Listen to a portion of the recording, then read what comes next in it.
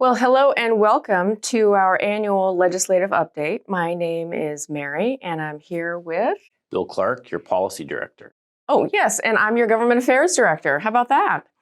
And so we are here just to give you a brief update on what happened in 2023, what we're looking forward in 2024, and to talk about some of the highlights of our upcoming annual Hill Day that is currently scheduled for January 17th and 18th.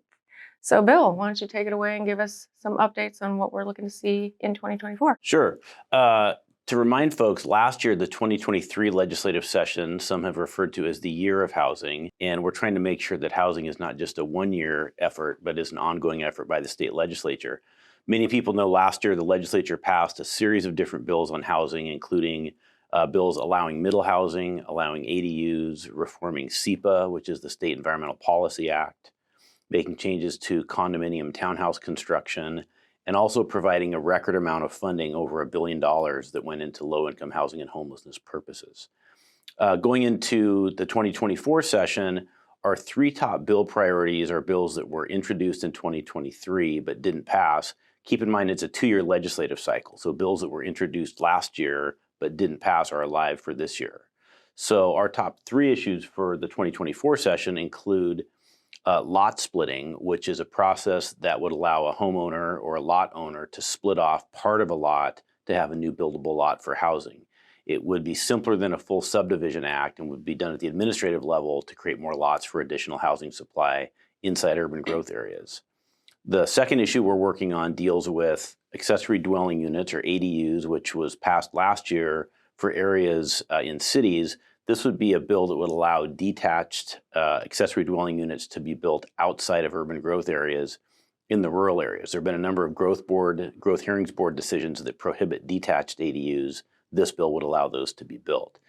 And then the third issue of interest deals with transit-oriented development, meaning, or sometimes referred to as TOD, which is higher density multifamily housing near light rail, near bus rapid transit, in the areas that have those types of transit facilities. So those are our top three issues for the 2024 session. So, Bill, one of the questions I've had with regard to lot splitting is how does that differ from boundary line adjustments?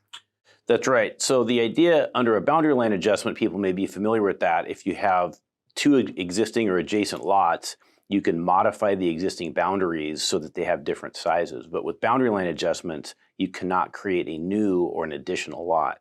With lot splitting, you are creating one new additional buildable lot, and we're trying to make sure that the process that cities would use to do this is a more simplified administrative process that is friendly to homeowners. And you had mentioned also some of the bills that were introduced in the 2023 session may be readdressed in 2024.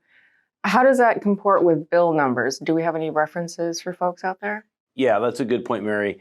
Keep in mind that because bills were introduced last year and didn't pass, they'll have the same bill numbers for 2024, but then in addition to that, there will be new bills introduced on the same subjects. And so, like on the rural detached ADU bill, there are probably going to be 3 or 4 different bill numbers. So by the time that we have our Hill Day on January 18th, there'll be a number of different bill numbers that we can focus people on. So I wouldn't worry so much about the bill numbers right now. That'll be sorted out by the time we're about a week into session. So you talked about kind of the 3 legislative priorities that we're looking for that kind of help with housing supply and development. Do we have a 4th category? The 4th kind of category is not really a bill, it's just a theme, and that theme is do no harm to real estate.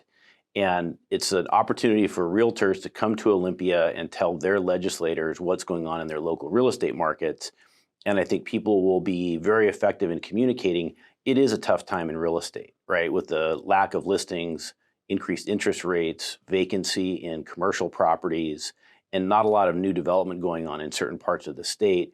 We're trying to make sure legislators know that increased regulations or increased taxes on real estate will not help us get out of the current slowdown we've seen in the real estate market. So it's kind of an overall do no harm message, letting our members talk to legislators about what's going on at their local level. So I just wanted to give a brief update on the Hill Day event itself.